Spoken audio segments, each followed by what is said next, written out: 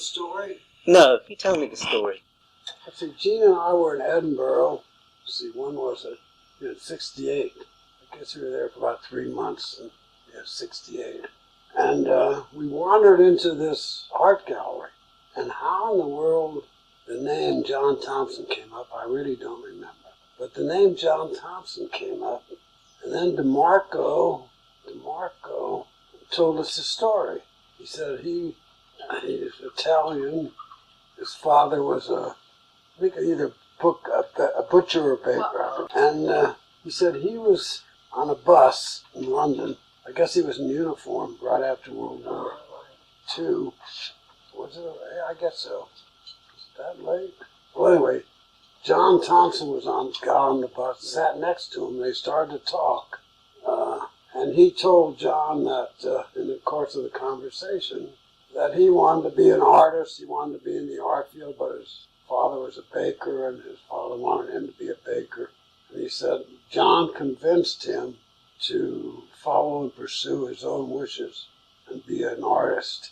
And he said that's what changed his life, and that's how he became an or got into the art field. Oh, right. Okay. And in the course of time, maybe this was in Edinburgh, I forget, but he ran into John. And again, like Mary told you about, the young friend. Well, I haven't told him. I know, which is a little different, but it was then that DeMarco told us, when I said that I was on a sabbatical, I was spending my 3 months at the University of Edinburgh at the medical school in the Department of Psychiatry. He said, well, John has a son named Sebastian Littman, who's in the Department of Psychiatry. And we looked him up, and sure enough, there was Sebastian. So John didn't tell you that the art dealer told you? Yeah, John didn't tell me. Yeah, I didn't know that. But, this time John was dead, and the art dealer told us. So we looked up Sebastian and his wife, and we invited him over, and then that's when we became friends with A. Scott Henderson. Wait a second, Dad. What year are you talking about? 1968. No, Dad, because I knew Sebastian in 1961. Because in 1961, or I was even younger, it might have been when I was 16. Yeah, Dad, I was either 16 or age 20. I went to Edinburgh by myself, and somebody, you or John, arranged for me to meet Sebastian, and he took me around Edinburgh. He wasn't married. He was a medical student. Well, I forgot all that. I didn't know that. Yeah. So you did know about him earlier. No, I'm telling you. Well, John might have arranged. No, I didn't. I'm telling you. We had no idea that Littman was there. I'll tell you one thing. I don't think I knew he was John's son. He was just, do you know what I mean? I wasn't told he was John's son till much, much later. So, but all I knew was he was somebody that either you knew or John knew, and he met me and took me around Edinburgh for a whole day. It was like, I'll never forget, because I was telling Paul I was young and he was like 10 years older. Yeah. And well, I never met him. I may have heard something about that, John. Yeah, I'm sure I did, because wait a minute. Maybe I'm wrong, maybe. he was not married when I met him. Yeah, well, then, wait a minute, 68. Well, I left here from 60. Yeah, wait a minute. When did I invite Sebastian to come to New York? Dad, I have no idea. I see, you invited What? him to come. You invited Oh, I him. invited him. Oh, I see, right, okay. Oh, I invited him, yeah. This was after John died. Yeah, I invited him to come to New York. He was in Edinburgh. Right. And, he came and he worked for a year in social and community psychiatry with Jack Wilder in the department. Okay. And then when I went to Israel, he stayed in the department for a few years. Then he went to Toronto, and then he became chairman in, Calgary. Yeah, Calgary. And Gene and I, when I came here, we went up there. I think we were up there either once or twice. We went up there once, I gave a talk and so forth and so on. And then they came down and visited us. This was after Sebastian had a brain tumor from which he died. And he had changed completely, and it was very delightful. He had sort of modeled himself after John. Oh, right. See, John had never had a light touch. Yeah. I I can't remember John laughing. It's Really. funny, Dad, that's just what I was thinking last night. I was Never thinking had how you and John were balancing each Yeah, other. he didn't have a light touch. John never said anything funny. He never or- said anything funny. Okay. Right. No, he never had a light touch. No. Right. Right. There was always something serious. Serious. There was always, Yeah. Right. you know, the world was coming to an end. Right. Yeah, that's right.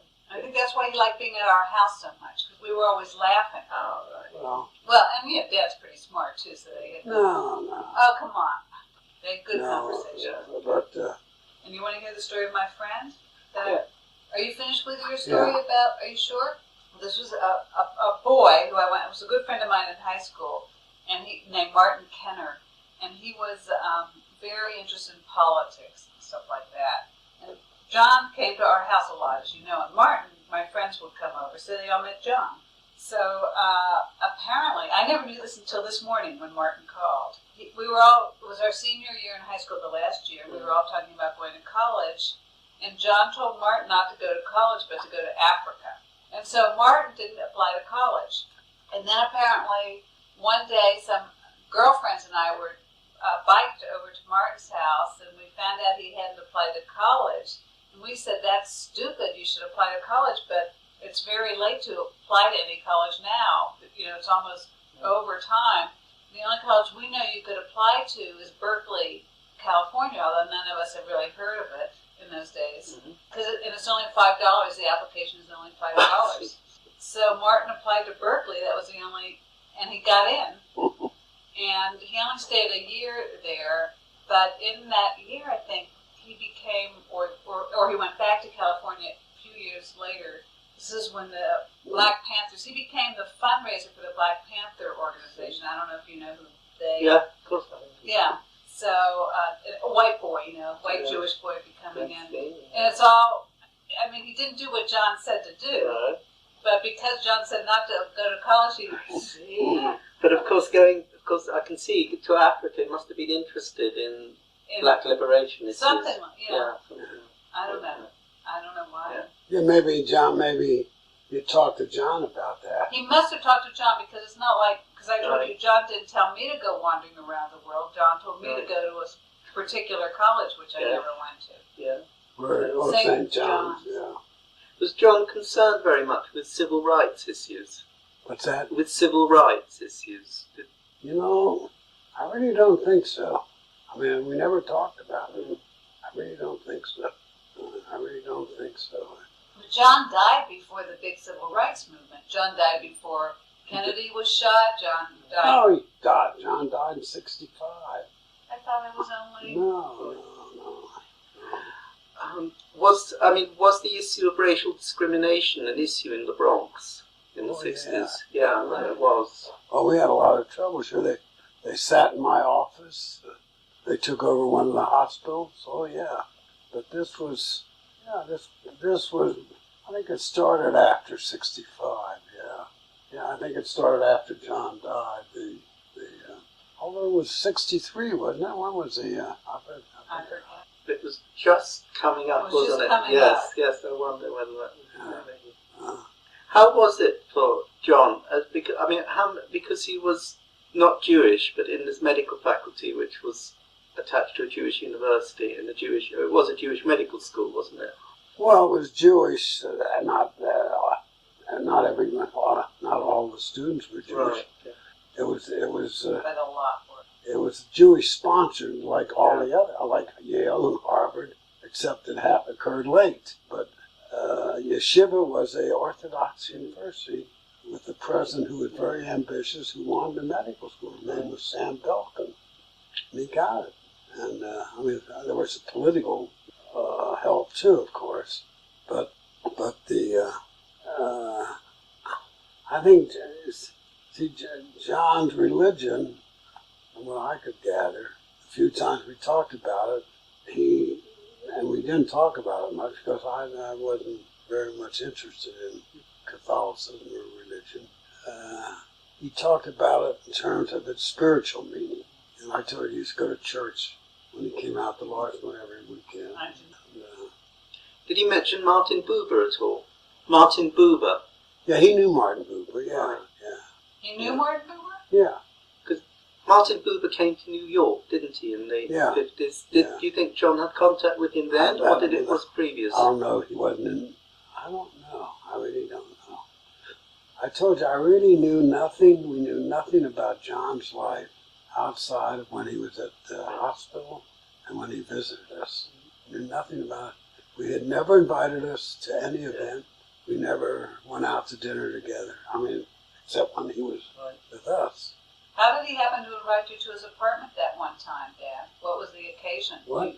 You said he once invited you to his apartment. I forget what it was.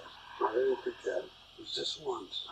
I told you yesterday we were very impressed by the elegance. I mean, there was this, as I said, there was an aristocratic side of John.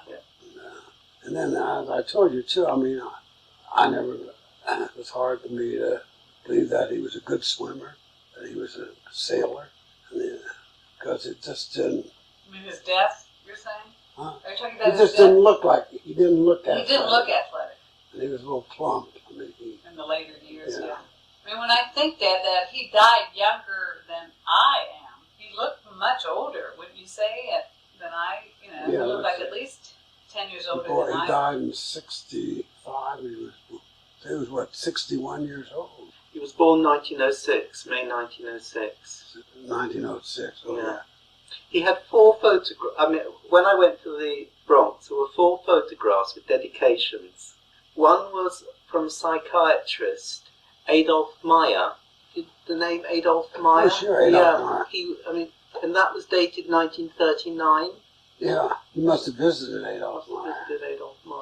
Adolf Meyer was one of the country's first leading psychiatrists. Right. He was the chairman of Johns Hopkins. Had been in New York before.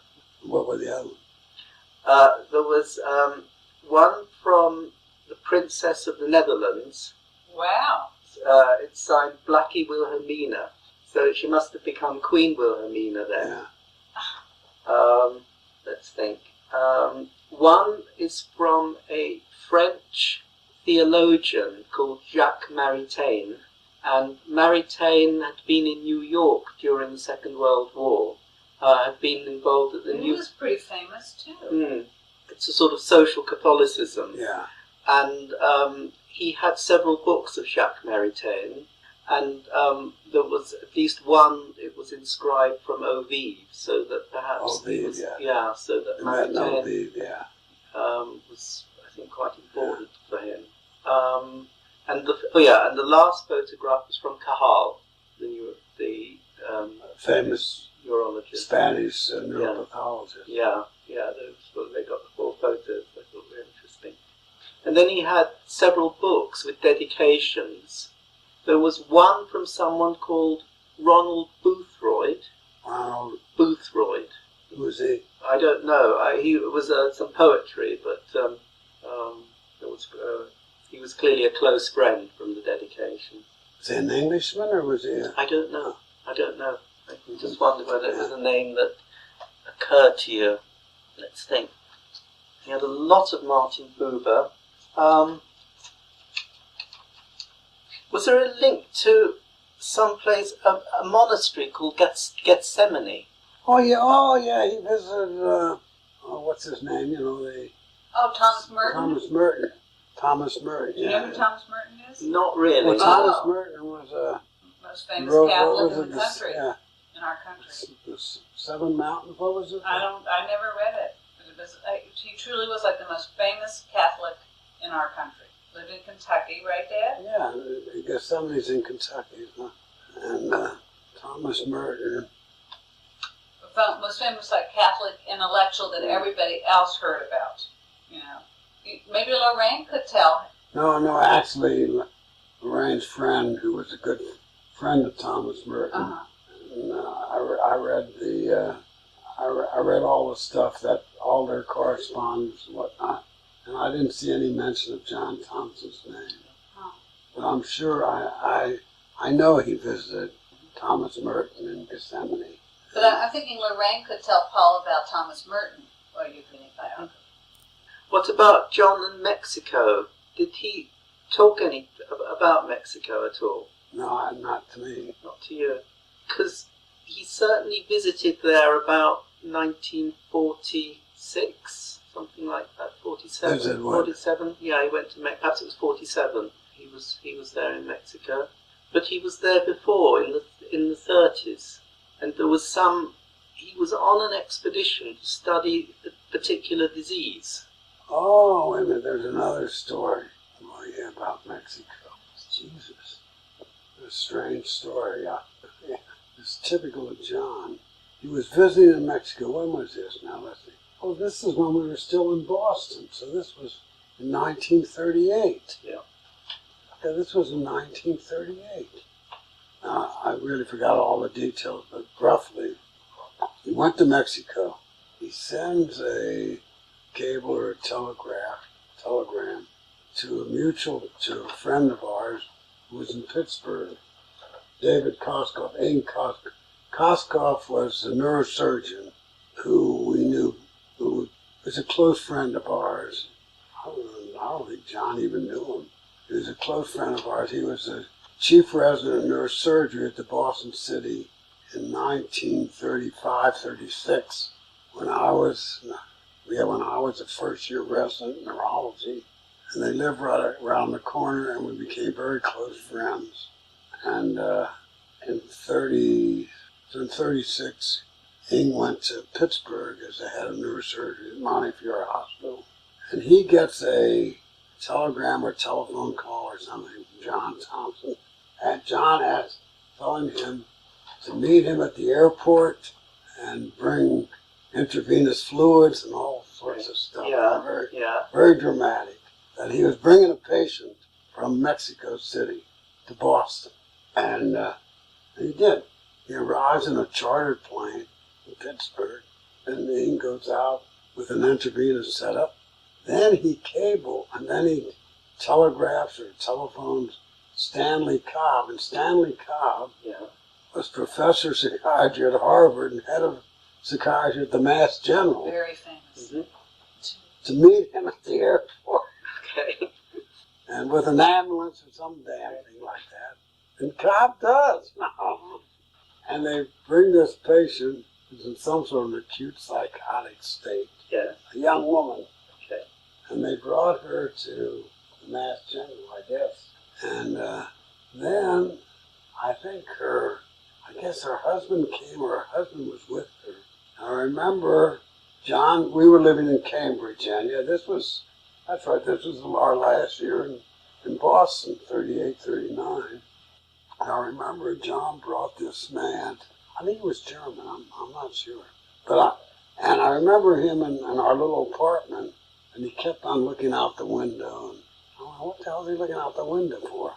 Well, apparently, the story was that I think he was sent to Mexico to buy lumber, mahogany, that they were going to use for their submarines or ships or something like that. And then there was some question whether he was a spy, whether he was a counter spy. It was all typical John stuff, was he a spy or counter spy or something like that. But apparently they were after him. And apparently in this sort of paranoid, CIA spy, counter spy, bungled up business, his wife became psychotic.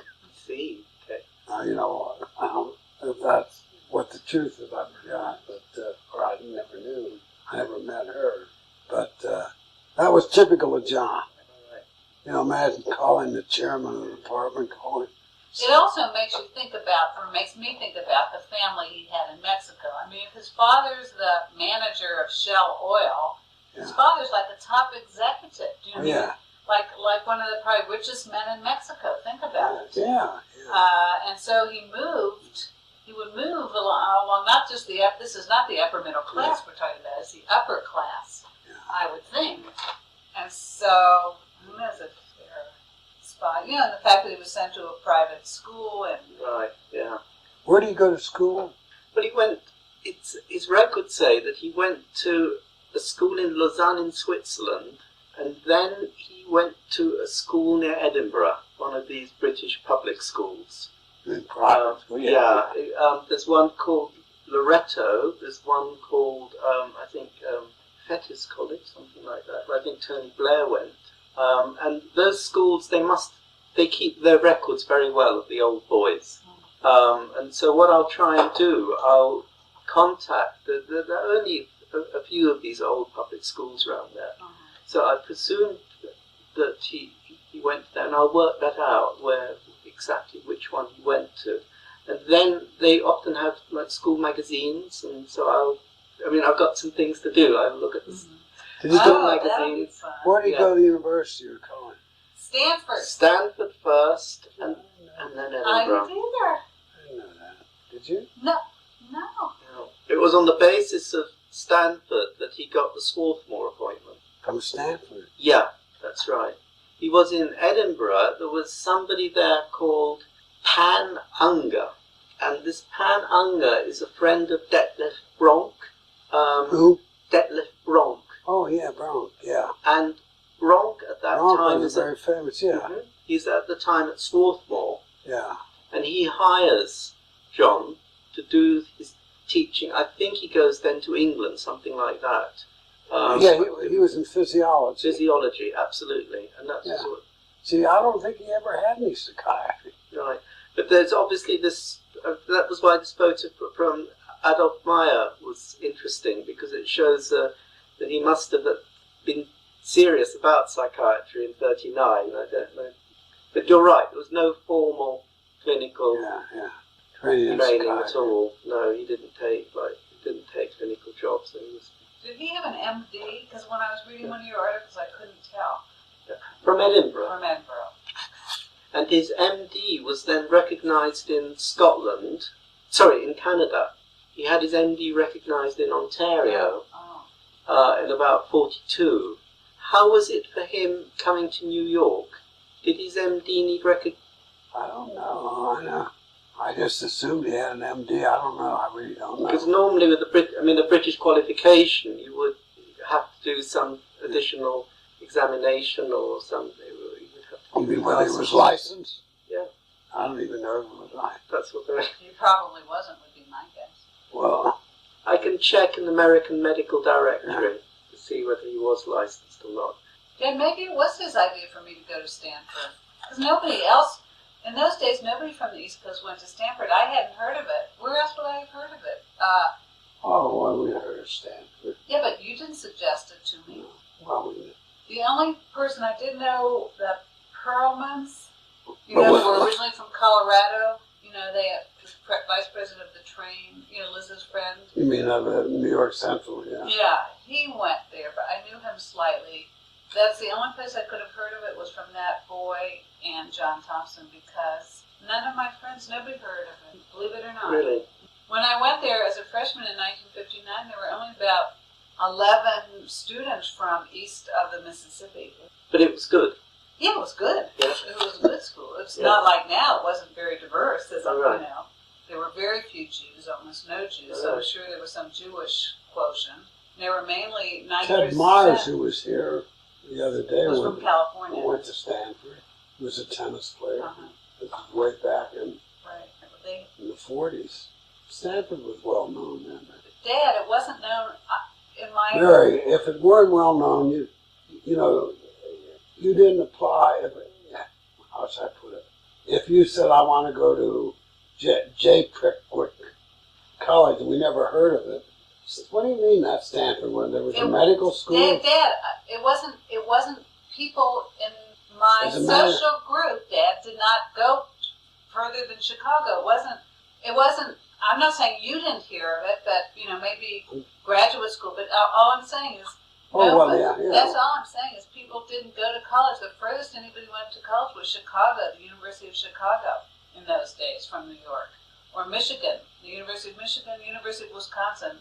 That was that. Yeah, Michigan, Wisconsin, Yale. And that's probably why John suggested Berkeley to Martin, because Martin was the only person in my class. We hadn't heard of Berkeley either. And so Martin and I were the only people in our whole class who went to college in California. Did he graduate from Stanford? Yes. He had an AB, and he had a recommendation from, there was a physiologist there, saying that his work was good and that he merited a teaching post because he was teaching at Swarthmore. He didn't have his MD, but he was already.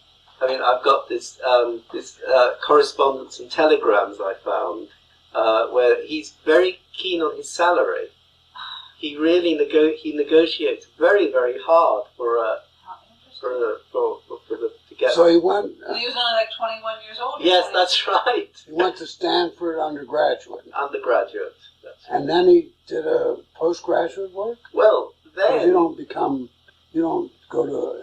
Did he have an MA or what? He just had this AB, and he was starting in Edinburgh, and... You mean the medical school? At the medical school, and he was there, I think, whether it was there just for 1 year or 2 years, and then he's recommended by this friend of Detlef Bronk. Yeah, Bronk was a very famous physiologist, yeah. Yeah, and it was just by chance that I found this correspondence. So he left. And under letter T, it was unlisted. He didn't finish Edinburgh? He did. He must have spent part of the year. I must ask Stanford whether they have a record of his teaching, because he must have spent some time in Edinburgh and some time in Stanford. He must have been going to and fro. Because I think he must have done it for a few years in Stanford, the teaching. So he would have been a medical student in Edinburgh and having a junior appointment at Swarthmore. He was very young. Very young. And it would be also a Mexican, an English family in Mexico would know about Stanford, too. Yeah. More than, you know what I mean? Because it's near Mexico. Yeah, yeah. He is moving constantly. Right. He's a restless. He really is a restless soul. Yeah. When did he come to New York? Was it 57, 58? Remember? It was about 57. 57. I think. But you didn't feel he didn't exude restlessness. Right. Okay. He exuded peacefulness. Yeah. Right, Dad? Peace, seriousness. I wouldn't say I don't think he exuded peacefulness, because there was always something important. Yeah. Right, but I don't mean peaceful, but not restless. He didn't strike you. He didn't come across as anxious person. Would you say, Dad? No. No. Just everything was very important and serious. He does a lot of travelling around Europe between 45 and 47. He's travelling constantly on the move, and then the authorities say, look, we want to find out, John, where he is. We've got 3 addresses and he doesn't seem to be at any of them. Now, was this when he was with UNESCO? It was just before UNESCO. Well, except UNESCO overlapped with his war crimes work. The war crimes work was 45 to... He was initially... he was a military intelligence officer. I was just going to say, maybe he was a spy. Well, I would like to get hold of his FBI file. Right.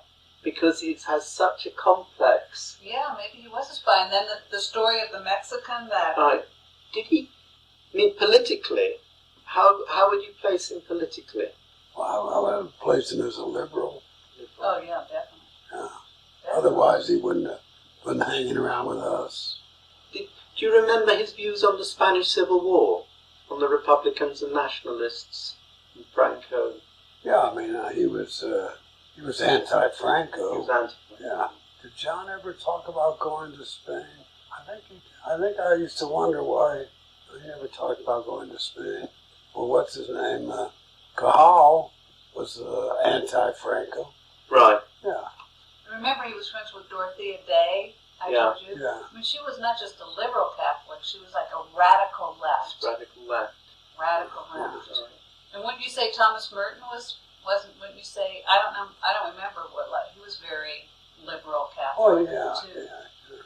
Did he talk about communism at all? Yeah. Sympathetic or critical?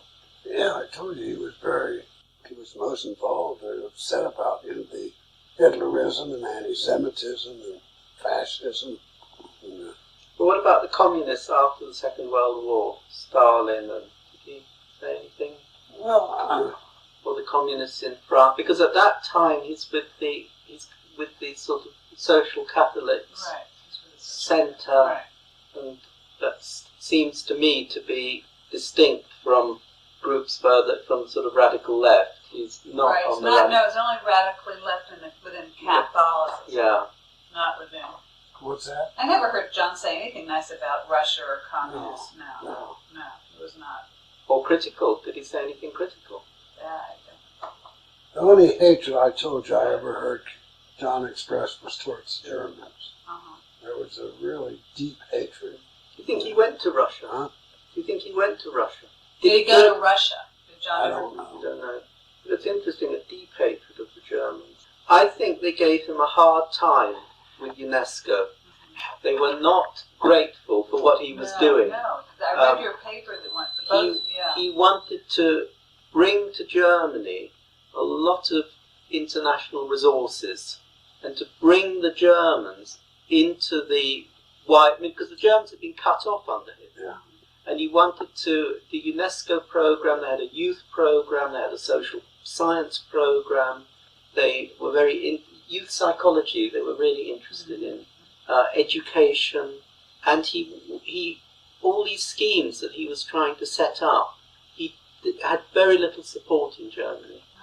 Yeah, because he gave up. Yeah. He gave up. Yeah.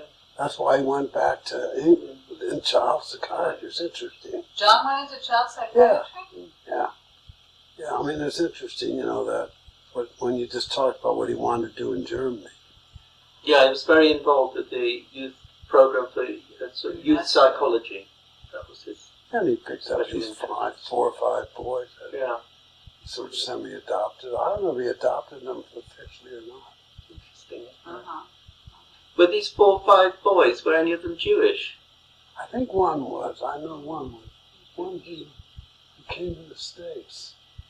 What did he do then? I forgot. You would think Marie Odette would know who they Yeah, were. Marie Odette